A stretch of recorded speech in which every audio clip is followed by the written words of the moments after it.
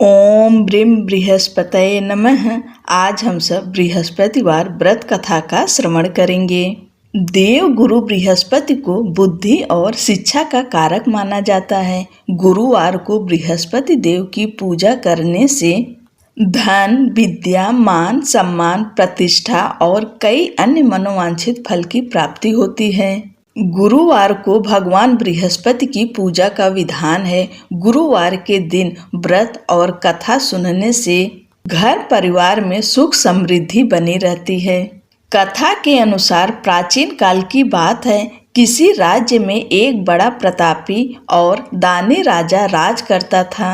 वह हर गुरुवार को व्रत रखकर दीन दुखियों की मदद करके पुण्य प्राप्त करता था। परंतु ये बात उसकी रानी को अच्छी नहीं लगती थी। वह न तो व्रत करती थी और न ही दान पुण्य में विश्वास रखती थी। इतना ही नहीं, वह राजा को भी ऐसा करने से मना करती थी। एक समय की बात है, राजा शिकार खेलने के लिए वन गए।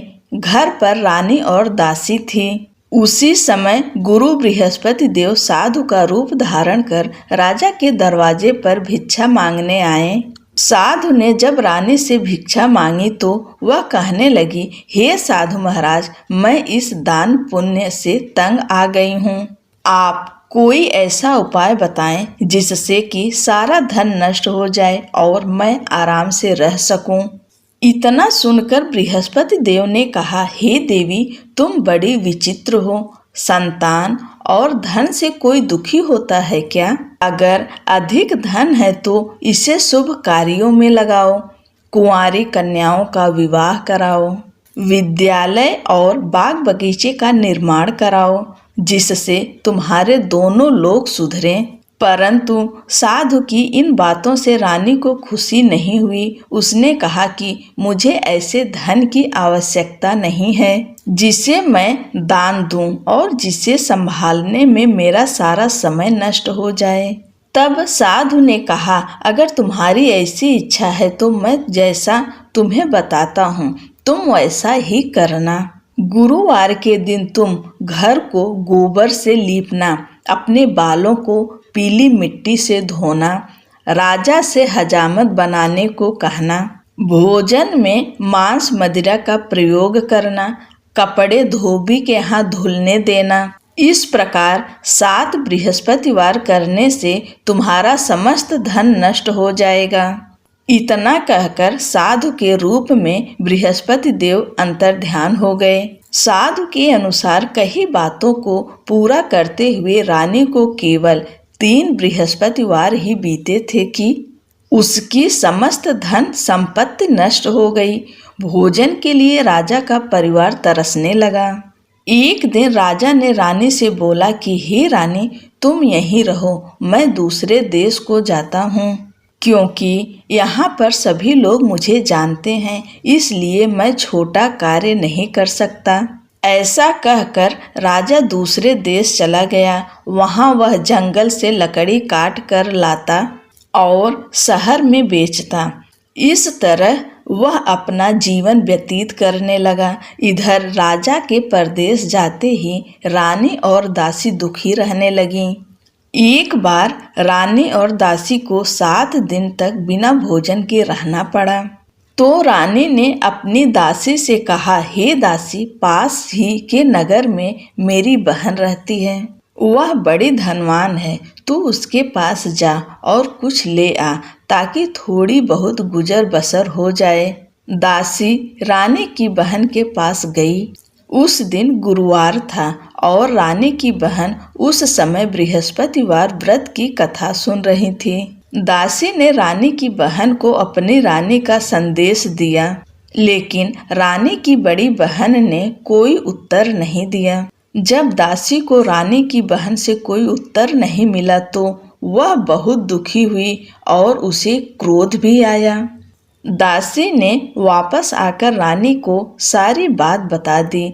ये सुनकर रानी ने अपने भाग्य को कोसा उधर रानी की बहन ने सोचा कि मेरी बहन की दासी आई थी, परंतु मैं उससे नहीं बोली, इससे वह बहुत दुखी हुई होगी। कथा सुनकर और पूजा समाप्त करके वह अपनी बहन के घर आई और कहने लगी, हे बहन, मैं बृहस्पतिवार का व्रत कर रही थी।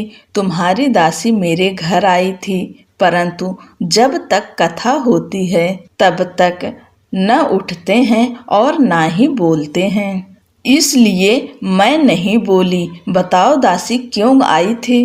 रानी बोली, बहन, तुमसे क्या छिपाऊं, हमारे घर में खाने तक को अनाज नहीं है।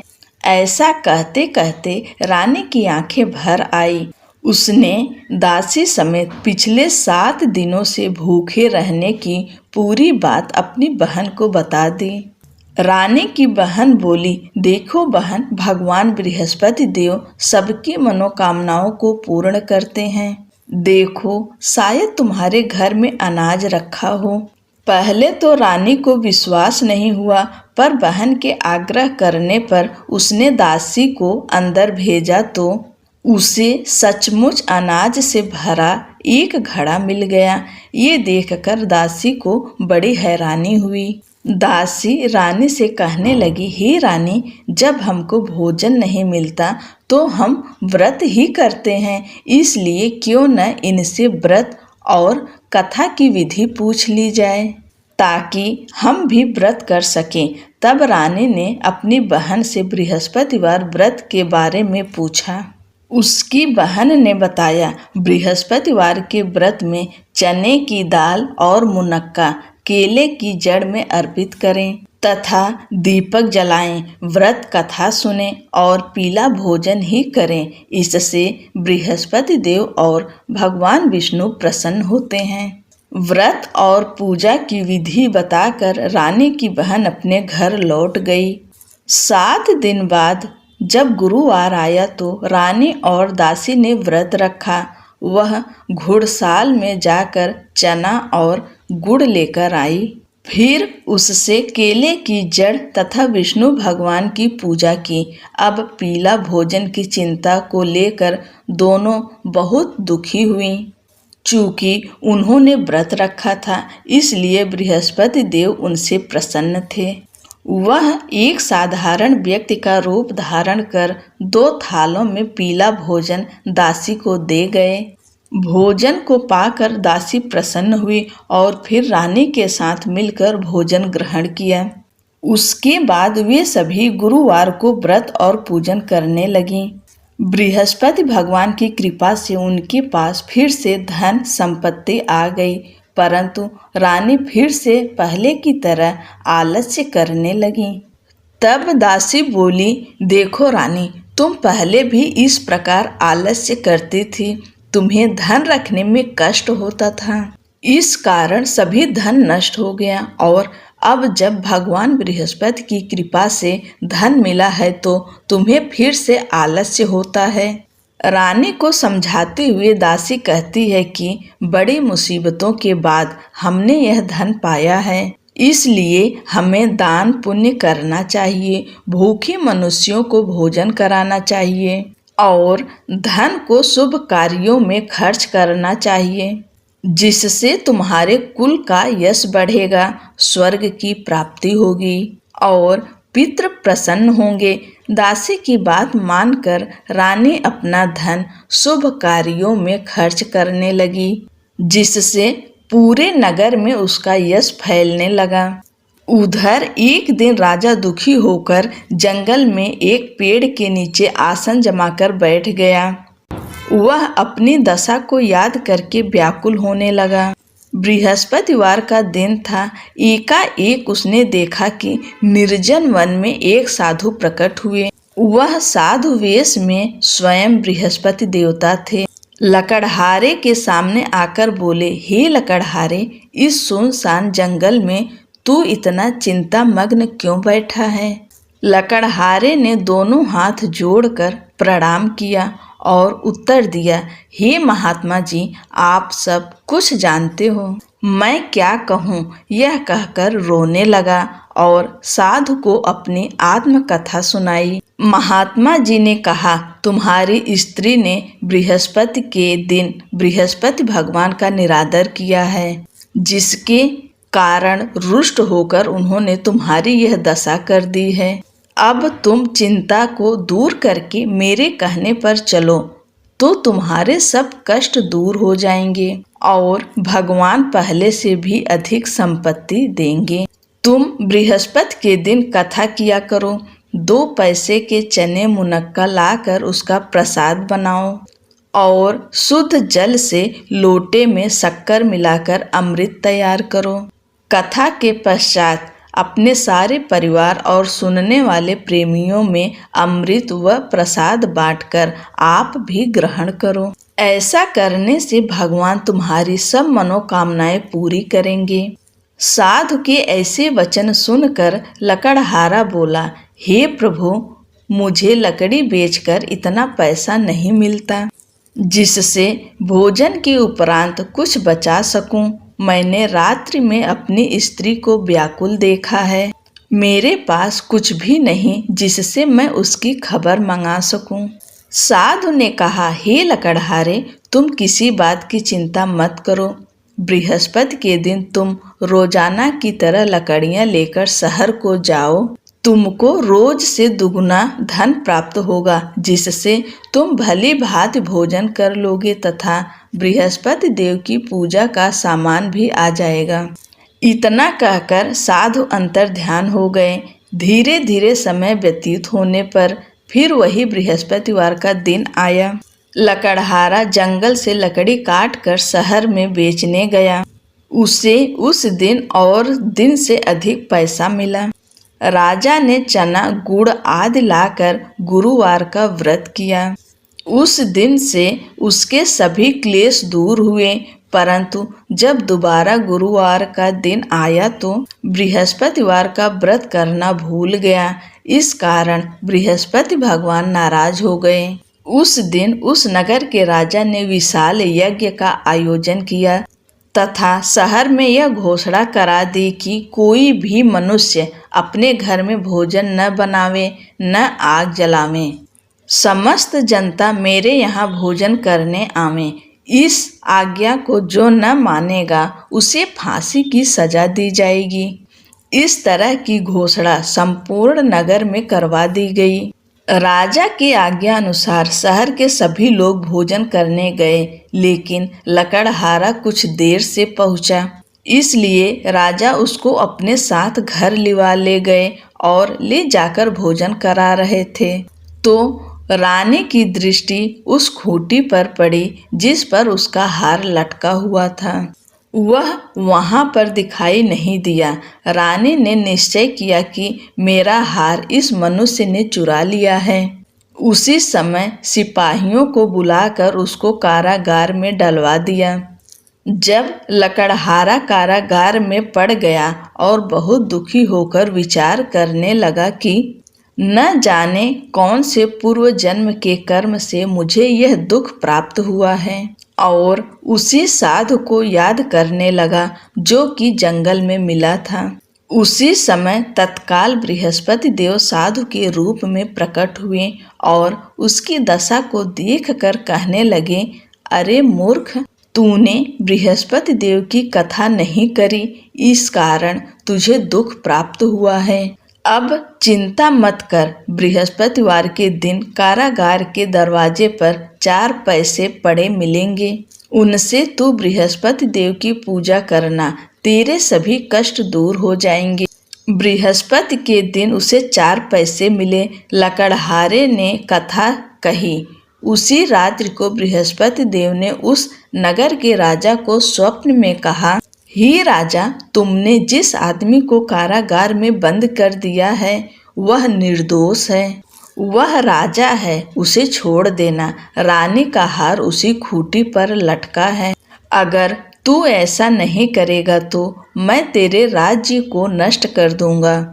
इस तरह रात्रि के स्वप्न को देखकर राजा प्रातःकाल उठा और खूंटी पर हार देखकर लकड़हारे को बुलाकर क्षमा मांगी। तथा लकड़हारे को योग्य सुंदर वस्त्र आभूषण देकर विदा कर दिया। बृहस्पति देव की आज्ञा अनुसार लकड़हारा अपने नगर को चल दिया। राजा जब अपने नगर के निकट पहुंचा तो उसे बड़ा आश्चर्य हुआ।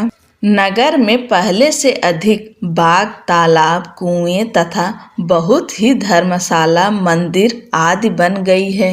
राजा ने पूछा, यह किसका बाग और धर्मशाला है? तब नगर के सब लोग कहने लगे, यह सब रानी और बांदी के हैं। तो राजा को आश्चर्य हुआ और गुस्सा भी आया। जब रानी ने यह खबर सुनी कि राजा आ रहे हैं तो उन्होंने बांदी से कहा कि हे दासी, देख, राजा हमको कितनी बुरी हालत में छोड़ गए थे। हमारी ऐसी हालत देखकर वह लौट न जाएं, इसलिए तू दरवाजे पर खड़ी हो जा। आज्ञा अनुसार दासी दरवाजे पर खड़ी हो गई। राजा आए तो उन्हें अपने साथ लिवा लाई। तब राजा ने क्रोध करके अपनी रानी से पूछा कि यह धन तुम्हें कैसे प्राप्त हुआ है? तब उन्होंने कहा, हमें यह सब धन बृहस्पति देव के इस व्रत के प्रभाव से प्राप्त हुआ है। राजा ने निश्चय किया कि 7 रोज बाद तो सभी बृहस्पति का पूजन करते हैं, परंतु मैं प्रतिदिन दिन में 3 बार कहानी तथा रोज व्रत किया करूँगा। अब हर समय राजा के दुपट्टे में चने की दाल बंधी रहती तथा दिन में 3 बार कहानी कहता। एक रोज राजा ने विचार किया कि चलो अपनी बहन के यहाँ हो आए। इस तरह निश्चय कर राजा घोड़े पर सवार हो अपनी बहन के यहाँ को चलने लगा। मार्ग में उसने देखा कि कुछ आदमी एक मुर्दे को लिए जा रहे हैं। उन्हें रोक कर राजा कहने लगा, अरे भाइयों, मेरी बृहस्पति देव की कथा सुन लो। वे बोले, लो, हमारा तो आदमी मर गया है, इसको अपनी कथा की पड़ी है। परंतु कुछ आदमी बोले, अच्छा कहो, हम तुम्हारी कथा भी सुनेंगे। राजा ने दाल निकाली और जब कथा आधी हुई थी कि मुर्दा हिलने लग गया और जब कथा समाप्त हो गई तो राम राम करके मनुष्य उठकर खड़ा हो गया। आगे मार्ग में उसे एक किसान खेत में हल चलाता मिला। राजा ने उसे देख और उससे बोले, तुम मेरी बृहस्पतिवार की कथा सुन लो। अरे भैया, किसान बोला, जब तक मैं तेरी कथा सुनूंगा तब तक 4 हरैया जोत लूंगा। जा, अपनी कथा किसी और को सुना। इस तरह राजा आगे चलने लगा। राजा के हटते ही बैल पछाड़ खाकर गिर गए तथा किसान के पेट में बड़ी जोर का दर्द होने लगा। उसी समय उसकी माँ रोटी लेकर आई। उसने जब यह देखा तो अपने पुत्र से सब हाल पूछा और बेटे ने सभी हाल कह दिया। तो बुढ़िया दौड़ी दौड़ी उस घुड़सवार के पास गई और उससे बोली कि मैं तेरी कथा सुनूंगी, तू अपनी कथा मेरे खेत में चलकर ही कहना। राजा ने बुढ़िया के खेत पर जाकर कथा कही, जिसके सुनते ही वह बैल उठ खड़े हुए तथा किसान के पेट का दर्द भी बंद हो गया। राजा अपनी बहन के घर पहुंचा। बहन ने भाई की खूब मेहमानी की। दूसरे रोज प्रातःकाल राजा जगा तो वह देखने लगा कि सब लोग भोजन कर रहे हैं। राजा ने अपनी बहन से कहा, ऐसा कोई मनुष्य है जिसने भोजन नहीं किया हो, मेरी बृहस्पतिवार की कथा सुन ले। बहन बोली, हे भैया, यह देश ऐसा ही है कि पहले यहाँ लोग भोजन करते हैं, बाद में अन्य काम करते हैं। अगर कोई पड़ोस में हो तो देखाऊं? वह ऐसा कहकर देखने चली गई, परंतु उसे कोई ऐसा व्यक्ति नहीं मिला जिसने भोजन न किया हो। अतः वह एक कुम्हार के घर गई जिसका लड़का बीमार था। उसे मालूम हुआ कि उनके यहाँ 3 रोज से किसी ने भोजन नहीं किया है। रानी ने अपने भाई की कथा सुनने के लिए कुम्हार से कहा तो वह तैयार हो गया। राजा ने जाकर बृहस्पतिवार की कथा कही, जिसको सुनकर उसका लड़का ठीक हो गया। अब तो राजा की प्रशंसा होने लगी। एक रोज राजा ने अपनी बहन से कहा कि हे बहन, हम अपने घर को जाएंगे, तुम भी तैयार हो जाओ। राजा की बहन ने अपनी सास से कहा। सास ने कहा, हाँ चली जा, परंतु अपने लड़कों को मत ले जाना, क्योंकि तेरे भाई के कोई औलाद नहीं है। बहन ने अपने भैया से कहा, हे भैया, मैं तो चलूंगी, पर कोई बालक नहीं जाएगा। राजा ने बोला, जब कोई बालक नहीं चलेगा तब तुम ही क्या करोगी। बड़े दुखी मन से राजा अपने नगर को लौट आया। राजा ने अपनी रानी से कहा, हम निर्वंशी हैं, हमारा मुंह देखने का धर्म नहीं है और कुछ भोजन आदि नहीं किया। रानी बोली, हे प्रभु, बृहस्पति देव ने हमें सब कुछ दिया है, वह हमें औलाद अवश्य देंगे। उसी रात को बृहस्पति देव ने राजा से स्वप्न में कहा, हे राजा उठ, सभी सोच त्याग दे, तेरी रानी गर्भ से है। राजा की यह बात सुनकर बड़ी खुशी हुई। 9वें महीने में उसके गर्भ से एक सुंदर पुत्र पैदा हुआ। तब राजा बोला, हे रानी, स्त्री बिना भोजन के रह सकती है, पर बिना कहे नहीं रह सकती। जब मेरी बहन आवे तुम उससे कुछ कहना मत। रानी ने सुनकर हाँ कर दिया। जब राजा की बहन ने यह शुभ समाचार सुना तो वह बड़ी खुश हुई तथा बधाई लेकर अपने भाई के यहाँ आई। तब रानी ने कहा, घोड़ा चढ़कर तो नहीं आई, गधा चढ़ी आई। राजा की बहन बोली, भाभी, मैं इस प्रकार न कहती तो तुम्हें औलाद कैसे मिलती। बृहस्पति देव ऐसे ही हैं, जैसी जिसके मन में कामनाएं हैं सभी को पूर्ण करते हैं। जो सद्भावना पूर्वक बृहस्पतिवार का व्रत करता है एवं कथा पढ़ता या सुनता है, दूसरों को सुनाता है, बृहस्पति देव उसकी सभी मनोकामनाएं पूर्ण करते हैं। भगवान बृहस्पति देव उसकी सदैव रक्षा करते हैं। संसार में जो मनुष्य सद्भावना से भगवान जी का पूजन व्रत सच्चे हृदय से करते हैं तो उनकी सभी मनोकामनाएं पूर्ण करते हैं। जैसी सच्ची भावना से रानी और राजा ने उनकी कथा का गुणगान किया तो उनकी सभी इच्छाएं बृहस्पति देव जी ने पूर्ण की थी। इसलिए पूर्ण कथा सुनने के बाद प्रसाद लेकर जाना चाहिए। हृदय से उसका मनन करते हुए जयकारा बोलना चाहिए। बोलो बृहस्पति देव भगवान की जय, भगवान विष्णु माँ लक्ष्मी की जय। जय श्री कृष्ण। राधे राधे।